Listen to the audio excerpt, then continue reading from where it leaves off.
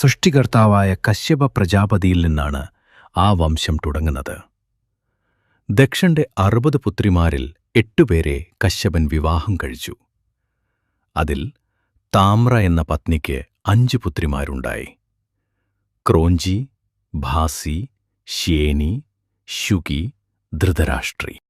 ശേനി, ആ പേരോർക്കുക. ശേനി എന്നാൽ പരുന്ത്. ആകാശത്തിലെ വേഗതയുള്ള, തീക്ഷ്ണദൃഷ്ടിയുള്ള ആ പക്ഷിവംശത്തിന്റെ മാതാവ്. ജടായുവിന്റെ അമ്മ വഴിയുള്ള മുത്തശ്ശി. മറ്റൊരു വംശവുമുണ്ട്.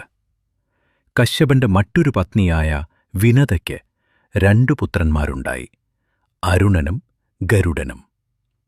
പുലർക്കാലത്തെ ചെമപ്പായ അരുണൻ സൂര്യഭഗവാന്റെ തേരാളിയായി മാറി. കിഴക്കൻ ചക്രവാളത്തിൽ തന്റെ ചിറകുകൾ കൊണ്ട് നിത്യവും നിറം ചാർത്തുന്ന അരുണൻ. ഗരുഡനാകട്ടെ സർപ്പങ്ങളുടെ ശത്രുവും വിഷ്ണുവിന്റെ വാഹനവുമായ പക്ഷികളിൽ വെച്ച് ഏറ്റവും കരുത്തനുമായി.